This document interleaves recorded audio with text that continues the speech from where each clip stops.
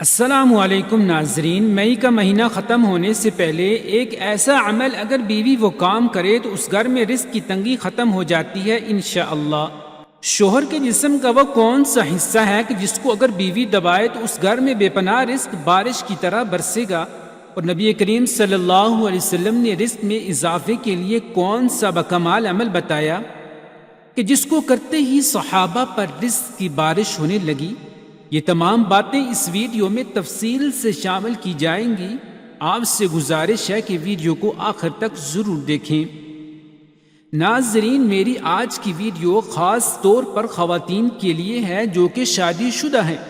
شوہر کے کس حصے کو دبانے سے گھر میں اتنی دولت آتی ہے کہ جتنا مرضی خرچ کر لیں کبھی دولت اور رزق میں کمی نہیں آئے گی انشاءاللہ۔ رات کو سونے سے پہلے عورت نے شوہر کا یہ حصہ دبا لیا تو گھر میں دولت کی اتنی فراوانی ہوگی اور ایسی جگہ سے رزق ملے گا کہ آپ کو گمان ہی نہیں ہوگا۔ آپ نے بہت بار دیکھا ہوگا کہ جب بھی مرد اور عورت کا نکاح ہوتا ہے اور وہ میاں بیوی بن جاتے ہیں اور جس گھر میں ایک عورت دلہن بن کر جاتی ہے تو وہ گھر والے چاہتے ہیں کہ عورت کا نصیب اچھا ہو، گھر کو سنبھالنے والی ہو، شوہر کے گھر والوں کی اچھی طرح خدمت کرنے والی ہو، اس کے اپنے نصیب کے باعث شوہر کو اچھا روزگار ملے۔ جیسا کہ آپ نے سنا ہوگا کہ رزق عورت کے نصیب سے ملتا ہے اور اولاد مرد کے نصیب سے ملتی ہے۔ اسی طرح بہت سی باتیں آپ کو معاشرے میں سننے کو ملتی ہیں۔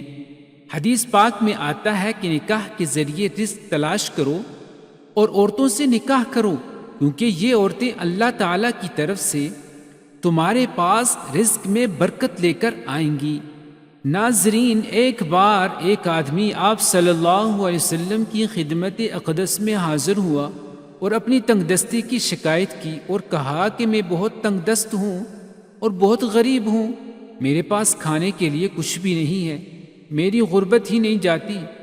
تو حضور صلی اللہ علیہ وسلم نے فرمایا کہ تم پر لازم ہے کہ تم شادی کر لو، یعنی نکاح کر لو۔ نکاح ایک ایسا رشتہ ہے جس میں اللہ تعالیٰ نے برکت اور ترقی رکھی ہے، روزگار مل جاتا ہے، جبکہ تنگ دست آدمی کی تنگ دستی دور ہو جاتی ہے، رزق میں بہترین برکت پیدا ہو جاتی ہے۔ حضرت عائشہ رضی اللہ تعالی عنہا سے روایت ہے کہ رسول اللہ صلی اللہ علیہ وسلم نے فرمایا کہ عورتوں سے نکاح کرو، وہ تمہارے لیے مال لائیں گی، یعنی ان کے آنے سے اللہ تعالیٰ مال میں برکت دے گا۔ جہیز لانا مراد نہیں، عورت ہمیشہ یہ چاہتی ہے کہ اس کا شوہر گھر میں اتنی دولت لائے جو کبھی ختم نہ ہو، تو ایسی عورت کو چاہیے کہ آج سے ہی یہ عمل لازمی کرے۔